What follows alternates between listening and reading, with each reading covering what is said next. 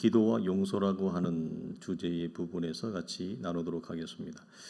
우리가 지지난주까지는 기도의 초입부터 상당한 기도의 내용까지 많은 것들을 나누었고, 지난주에는 이웃을 위한, 공동체를 위한 기도의 제목을 나누었습니다. 오늘은 우리가 기도의 부분에서 반드시 짚고 넘어가야 될 부분이기도 하고, 또 우리에게 큰 숙제이기도 한 용서라고 하는 주제, 그리고 용서하고 용서받기라고 하는 부분에 대해서 같이 우리가 좀 묵상을 해보기를 원합니다. 우리는 용서가 얼마나 어려운지를 경험적으로 또 체험적으로 잘 알고 있습니다. 특별히 한국 민족은 다른 어떤 민족도 마찬가지지만 민족마다 가지고 있는 어떤 저마다의 기질과 정서가 있습니다. 그런데 우리 민족은 민족적 정서와 기질에 있어서 용서가 특히나 조금 어렵습니다. 그래서 한번 갈등과 분열이 일어나면 이 갈등과 분열이 웬만해서는 봉합이 잘 되지 않고, 그런 우리는 좀 특성을 가지고 있는 것 같습니다. 거기에는 뭐 우리 모두가 다 포함되어져 있는데요. 그래서 우리 믿음의 선진들은 우리의 기도에 나에게 상처를 준 사람, 그리고 나에게 모욕을 준 사람, 그리고 더 나아가 그 사람을 우리는 원수라고 우리는 부를 수 있겠습니다. 그 원수를 향한 기도가 있다는 사실만으로도 그 사람의 기도를 위대한 기도로 놓았습니다. 그 이유는 용서는 거의 불가능하기 때문에 그렇습니다. 인간으로서는 거의 용서가 안 됩니다.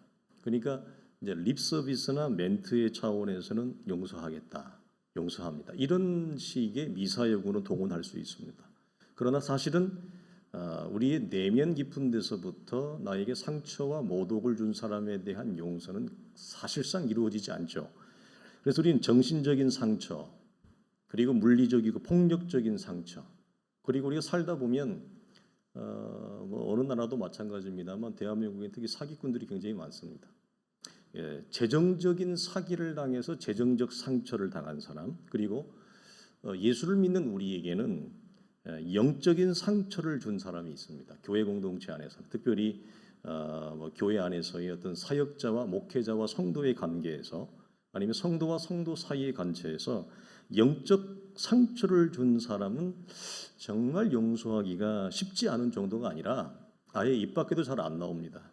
거의 불가능에 가깝다고 우리는 고백할 수 있습니다. 여러분은 어떠신지 모르겠습니다. 이런 질문을 해보겠습니다. 당신에게 상처를 주는 사람은 누구인가? 누가 당신에게 그렇게 상처를 주고 있습니까? 대개는 우리와 먼 관계성에 있지 않고 상처는 우리와 아주 가까운 사람들에게서부터 상처가 옵니다. 그러니까 나를 사랑하는 이로부터 받는 상처가 훨씬 더 큽니다. 용서가 어려운 이유가 바로 여기에 있습니다. 나랑 전혀 관계없는 사람, 뭐 그럴 수 있습니다. 나를 전혀 사랑하지 않는 사람, 나랑 뭐 아무런 삶의 감정과 삶의 자리를 공유하지 않는 지나가는 낯선 사람이 나에게 돌을 던질 수 있죠. 그럼 우리는 여러분 얼마든지 쉽게 극복할 수 있습니다. 그러나 내 곁에 가까이 있는 자, 내가 손을 뻗으면 닿을 수 있는 관계성과 자리에 있는 사람, 내 삶을 공유하는 사람, 내 삶의 정서와 자리를 공유하고 있는 그가 나에게 상처를 준다. 여러분 굉장히 고통스럽습니다. 특별히 그 사람이 믿었던 사람이었을 경우에, 믿었던 사람이 나에게 이렇게 한다고? 어떻게 이럴 수가 있어? 내가 이 사람을 얼마나 믿고 신뢰했는데 어떻게 나에게 이럴 수가 있는가라고 하는 그 돌이킬 수 없는 마음의 상처가 굉장히 크고, 그런 사람을 용서하기는 거의 사실상 불가능합니다. 그래서 우리가 이런 말로 교회 안에서, 강단 안에서 그런 말을 쓰죠. 한국 교회 성도들은 한번 상처를 받으면 관에 묻을 때까지 가지고 간다. 그러니까 불가능하다는 얘기입니다. 관뚜껑이 닫힐 때까지 가지고 간다는 거죠. 그러나 성경은 엄연히 이 용서라고 하는 주제를 우리에게 밥상에 음식을 차려놓듯이 차려놓고 우리에게 말을 합니다. 이런 질문을 해보겠습니다.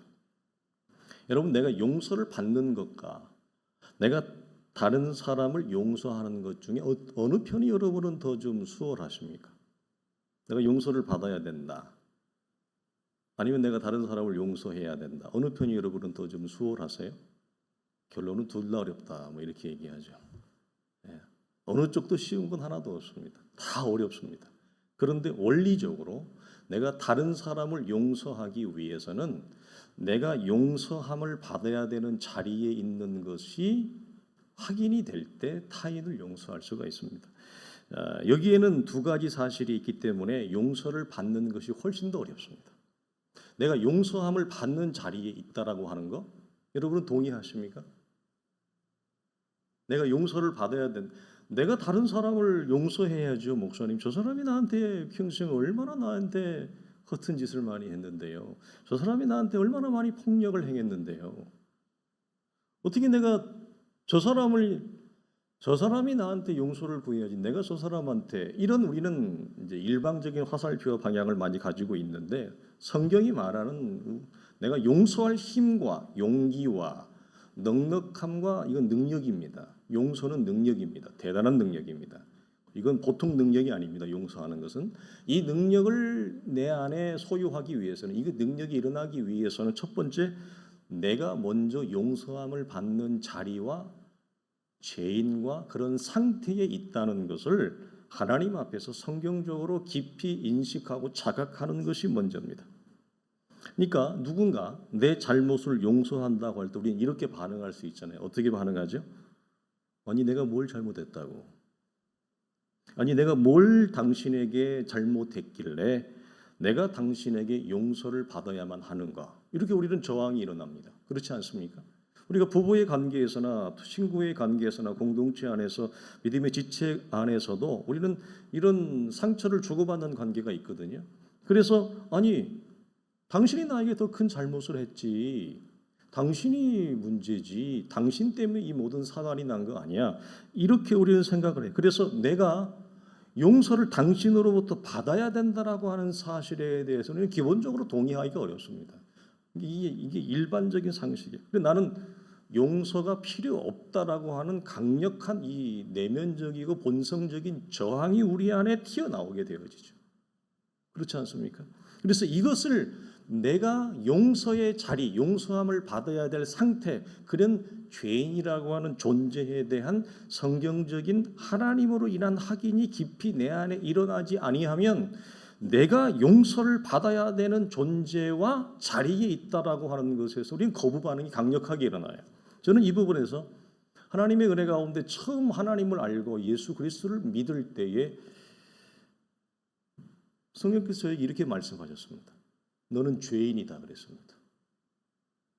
그 죄인이라고 하는 즉 하나님으로부터 내가 죄인이기에 죄의 상태에 있기 때문에 죄이기에 하나님으로부터 용서함을 받아야 되는 상태, 자리, 그런 구조와 존재라고 하는 것에 대해서 제가 동의가 할 수가 없었죠. 어떻게 동의가 됩니까? 저는 그래서 제가 뭐라고 항변했냐면 저는 죄인이 아닙니다. 제가 왜 죄인입니까? 그럴 때 성령께서 제게 주신 음성이 있었어요. 내가 너의 죄를 보이겠다 그래서. 그래서 제 죄를 보이기 시작하는 거예요. 그 앞에 저는 이제 나도 모르는 내가 전혀 기억하지 못하는 내가 전혀 알지 못했던 내 죄의 본성에 대하여 성령께서 나를 창조하신 하나님이 보일 때 그때서야 저는 이제 항복을 할 수밖에 없었죠. 그러니까 표면적으로 용서라고 하는 죄인의 상태에 대해서는 대체적으로 우리는 다 여기에 대해서는 저항과 항변을 합니다. 두 번째는 뭐냐면 왜 어렵냐?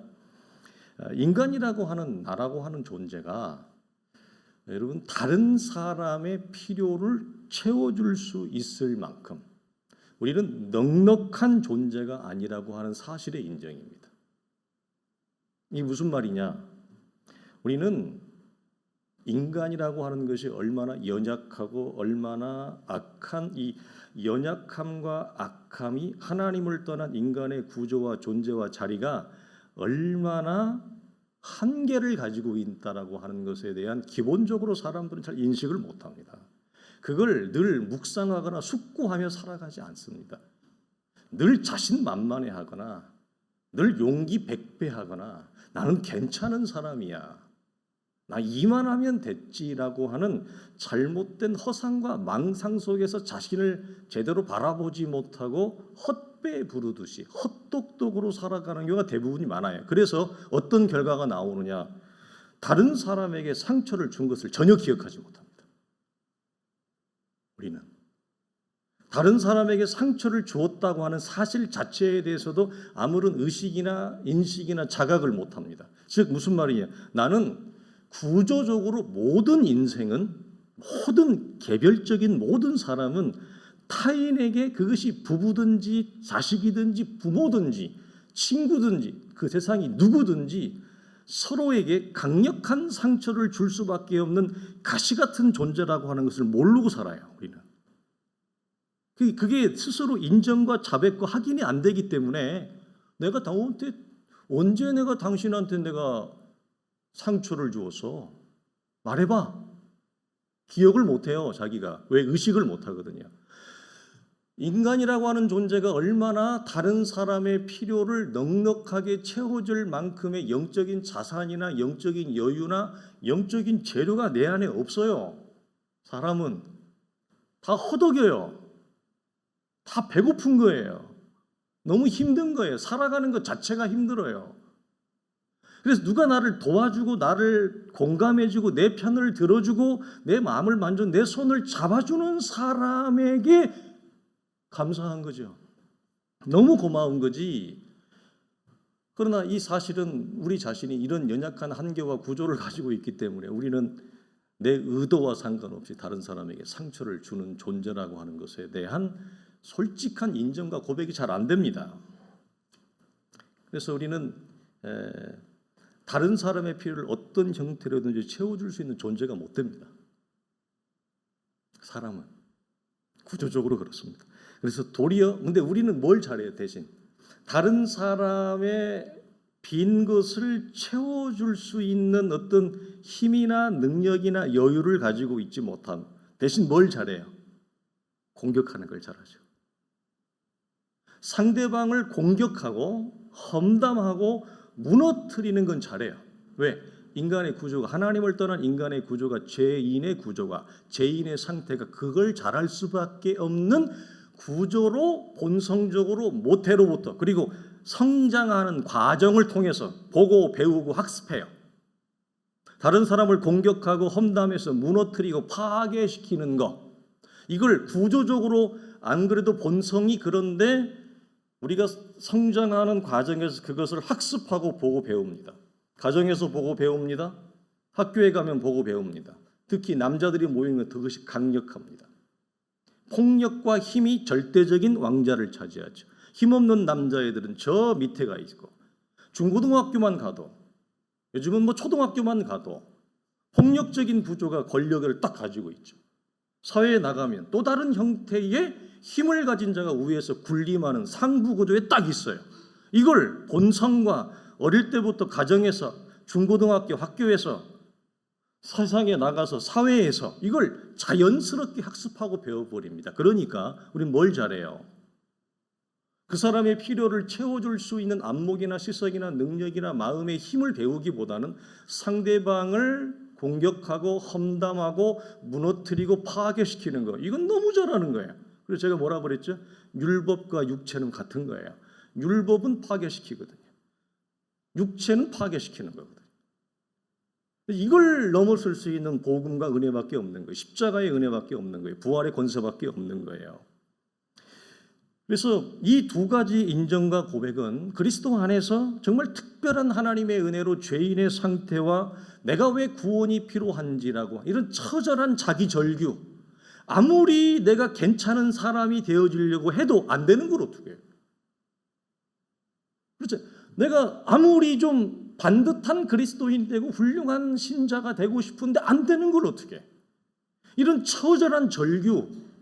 그래서 나에게는 하나님의 은혜가 필요하고 예수 그리스도의 십자가와 부활이라고 하는 복음의 권세와 은혜가 나를 와서 나를 새롭게 짓고 창조하고 빚어질 때만 나라는 존재가 새로워지고 존재가 새로워지니 말이 새로워지고 존재가 새로워지니 표정이 새로워지고 존재가 새로워지니 살아가는 삶의 새로운 방식과 질서와 패턴이 나오는 그리스도 안에 새로운 존재가 되어진다라고 하는 사실에 대한 자기 고백과 자백과 확인이 되어야만 용서의 힘이 나와요. 그게 이제 출발이에요. 그것도 그나마 용서의 출발이라고 우리가 말을 할 수가 있는 거예요. 그렇지 않으면 이런 처참한 자기의 존재적 절규와 외침의 고백을 통과하지 않는다면 우리는 용서를 한다는 거의 불가능하다.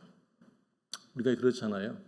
이런 고차원적인 우리가 일반 혹시 여러분 이번 가족들 명절에서 이런 내용을 혹시 가족들하고 얘기해 본 적이 있습니까? 이런 얘기를 못 나누잖아요. 사실 싫어하잖아요. 다 살아가는 얘기하고 자기 힘든 거 얘기하고 회사 얘기하고 일 얘기하고 자식 얘기하고 건강 얘기하고 돈 얘기하고 그러다 끝나지. 사실 예수 믿는 가정이라 해도 이런 내용을 가지고 가족들이 서로 교제하고 나누는 가정은 참 복되고 아름다운 가정이잖아요. 우리가 일을 할 때도 여러분 개인적인 사사로운 실수를 인정하는 것이 여러분은 쉽습니까? 어렵습니까? 직장에서 일을 할 때 아니면 가정에서든지 부부 사이든지 친구의 관계든지 누가 좀 일을 잘못했어요. 그 대단한 거 아니에요. 죽고 사는 문제 아니거든요. 그 사사로운 실수 인정하기 어렵잖아요. 그것도 여러분 어려워요. 용기가 우리가 필요해요. 그런데 우리가 이렇게 엄청난 눈에 보이지 않는 영적인 메커니즘과 영적인 자리에서 죄 용서함을 받아야 되는 자리에 있다는 사실을 인정하기가 쉽겠냐고요. 인간으로서는 성경은 불가능하다고 얘기해요. 우리로서는 불가능해요. 오직 성령 안에서 새로워질 때만 가능하다니까요.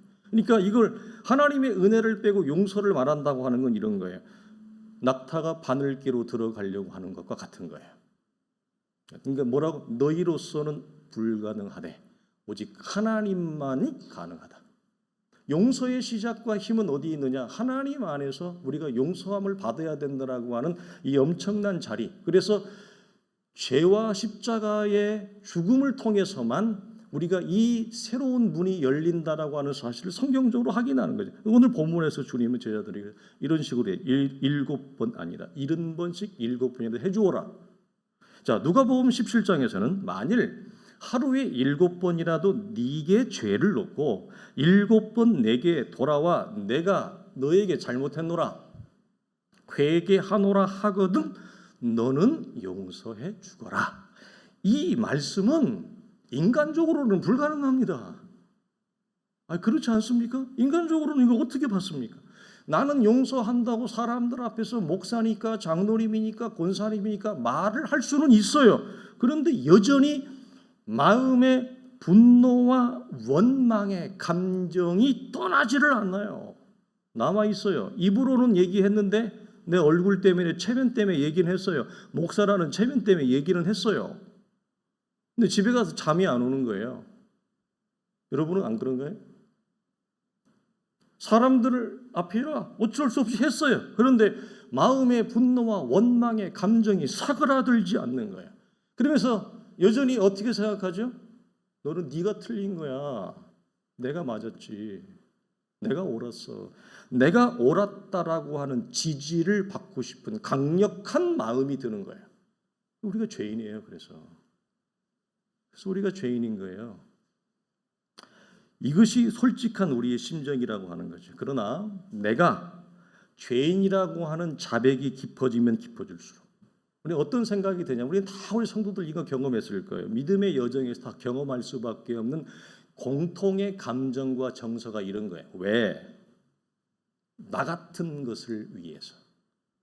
자기가 하나님의 은혜로 구원을 받은 것에 대해서 자기도 납득이 안 되는 거예요. 왜? 아니 하나님은 내가 뭐가 잘났기에 어디가 그렇게 대견하다고 나 같은 것을 위해서 하나밖에 없는 독생자이신 아들을 죽이시면서까지 나를 사랑했나, 나를 건져냈나, 나를 용서했는가 라고 하는 사실에 대하여 우리가 공통의 감정을 여러분 공유하지 않습니까?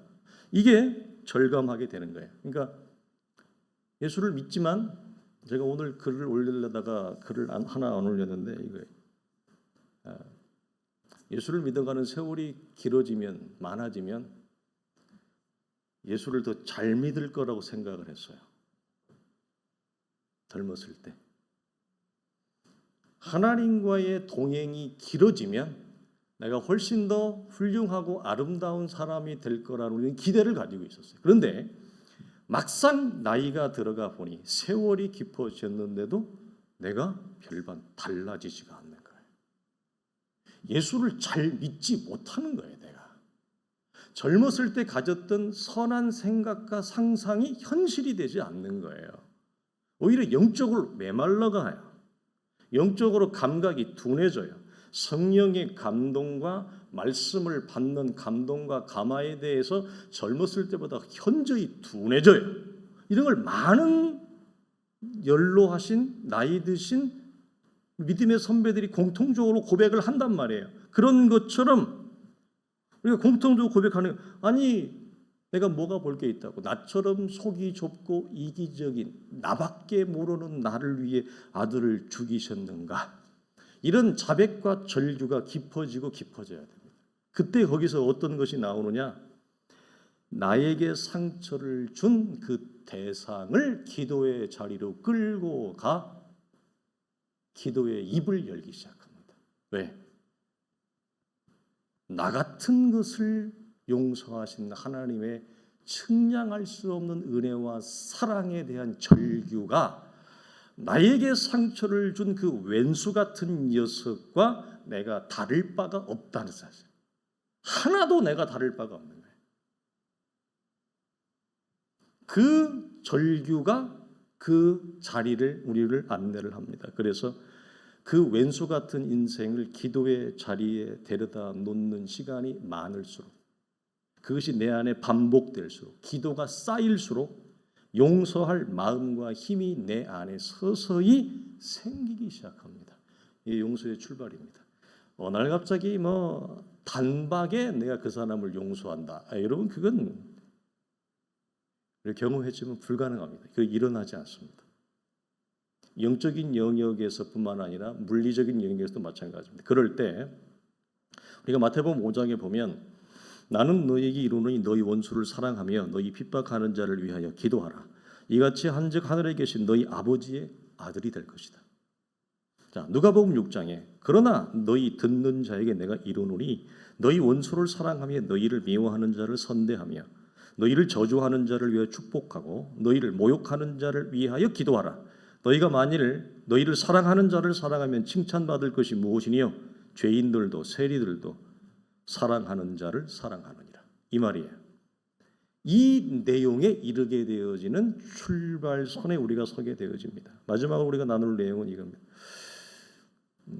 아직 이 지점에 이르지 못했다 할지라도 우리는 지난주 나누었듯이 이웃과 공동체를, 어떤 이유 때문에 기도의 절벽을 경험하는 자들을 기도의 자리에 데려다 놔야 된다. 대단히 소중한 겁니다. 그래서 이웃을 위한 기도거든요. 그 사람이 당연히 지금 기도해야 되는데 어떤 이유 때문에 기도를 못하는 거예요. 그러면 먼저 된 자, 교회 안에 먼저 된 자 역할이 뭐냐? 그 사람이 만약에 기도를 했다면, 기도의 자리에 있었다면 하나님으로부터 받을 은혜와 긍휼을 내가 그 사람을 품고 기도의 자리에 데려가 그것을 받게 해주는 역할, 통로가 되는 거거든요. 그것처럼 왜 우리가 용서해야 하나, 이겁니다. 여러분, 우리가 왜 용서해야 될까요? 지금 당장 용서가 안 돼도 괜찮습니다. 이거 하나님 앞에 시간을 놓고 우리가 가야 될 문제이기 때문에. 그러나 여러분, 우리가 설교의 맥락에서 왜 여러분 용서해야 될까요? 그래야 내 영혼이 삽니다. 그래야 내 영혼이 삽니다. 우리는 마태복음에 주님이 참으로 복된 말씀하셨어요. 네가 제단에 하나님 앞에 예배하러 가게 돼, 제사하러 가기 전에 형제와 다툰 일이 있거든. 너는 제사를 하라고 그래, 뭐라 그래? 제사를 중지하고 하나님 앞에 그 사람과 가서 그 갈등과 분쟁을 풀라. 그리고 와서 하나님 앞에 예배자로 서거라. 이 원리와 같습니다. 왜 우리가 용서해야 되냐? 용서하지 않으면 않을수록 내 삶은 휘둘립니다. 어떻게 휘둘리느냐? 과거의 상처와 원망에서 허우적거립니다. 과거에 나에게 엄청난 상처와 분노를 일으켰던 그 자리를 내가 벗어나지 못해요. 뱅뱅뱅 돈단 말이에요. 그래서 우리는 둘 중에 하나 선택해야 돼요. 용서의 문제와 관련돼서 과거의 상처와 원망이라고 하는 족쇄에 갇혀서 살 것인가? 아니면 탈출해서 자유하는 내일의 삶을 향해 걸어갈 것인가를 결정해야 됩니다. 이 양자 사이에 있습니다. 우리 믿음의 선진들은 용서를 이렇게 표현했습니다. 용서는 악한 마귀를 대적하는 가장 강력한 무기다. 뭐라고요? 용서는 악한 마귀를 대적하는 가장 강력한 무기이다. 왜 이런 말을 했느냐? 용서할 때 나를 지배하던 어두움의 세력과 그림자에서 내가 풀려나요. 왜 우리가 갇혀있고 왜 우리가 풀려나지 못하고 과거의 상처의 족쇄에서 우리가 숨을 못 쉬고 있느냐? 용서가 풀어지지 않기 때문에 그래요. 용서를 하지 않으면 사단은 용서하지 않는 그 어두움의 그림자와 족쇄에 나를 묶어놔요. 그래서 어떻게 되느냐? 나에게 상처를 준 사람을 계속해서 생각합니다. 나에게 상처를 준 그 사건을 계속해서 묵상합니다. 제가 그랬죠. 뭐라고 해요? 우리는 그리스도의 말씀과 그의 죽으심과 부활과 하나님이 누구신과 생명과 진리에 관련된 말씀을 묵상해야 되는데 누구를 묵상하게 되죠?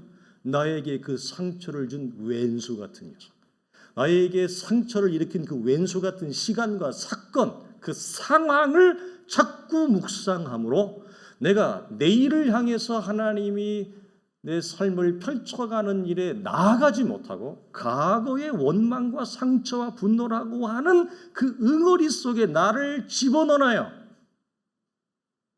그래서 사단이 자꾸 나를 뭐한다? 이리저리 휘어대는 겁니다. 그래서 그 과거의 상처와 원망이 찾아올 때마다 손에 일이 안 잡히고 무기력을 한번 경험하고 분노가 일어나고 하나님의 말씀이 들어오지 않고 생과 믿음을 길을 걸어갈 활력을 잃어버리게 해요. 그래서 사단이 나를 조종하는 이 어두움의 조종에서 내가 빨리 해방되는 건 뭐냐? 나에게 상처를 준 그 왼수 같은 그 인생을 그리스도 예수 안에서 하나님이 나를 용서하신 같이 그를 용서하는 거예요. 지금 안 돼도 우리는 말씀은 가지고 있어야 돼요. 지금 설사 용서가 안 된다 할지라도 언젠가는 될 것이니까 이 말씀을 붙들고 있어야 된다는 말씀입니다.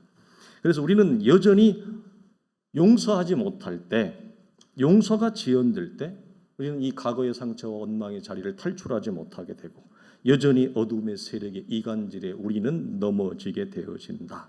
그래서 우리는 이렇게 시편이나 우리 고린도후서를 보면 나온 말씀과 동일한 원리의 말씀인데 이런 거예요. 왜 내가 나에게 상처를 준 자를 묵상하고 있어야 되는가? 스스로에게 여러분 바울이 얘기하는 것처럼 질문을 던지는 거야. 시편에서 다윗이 얘기했던 것처럼 스스로에게 하나님의 말씀을 향해 던지는 거예요. 왜 나에게 상처를 준 자를 여전히 나는 그걸 풀어안고 끌어안고 묵상하고 있는가? 던져버리라는 거예요. 끊어버리라는 얘기죠. 그리고 감사와 기쁨으로 살아가야 될 날을 묵상하지 말아야 될 것을 묵상해서 원망과 분노로 사느냐? 너 하나님의 사람아, 나에게 내 영혼에게 외쳐야 돼. 왜 너는 하나님이 오늘이라고 하는 새로운 생명과 창조의 날을 활창하게 너에게 열어주셨는데 너는 왜 묵상하지 말아야 될 원망과 분노라고 하는 그 대상을 묵상하여 오늘 생명과 창조의 날을 파괴와 어둠의 날로 만들어버리느냐? 너 하나님의 사람아, 내 영혼에 대해서 외쳐야 돼요. 끊어버려야 돼요. 그거 붙들고 있은들 우리의 영혼에 아무런 유익이 없습니다.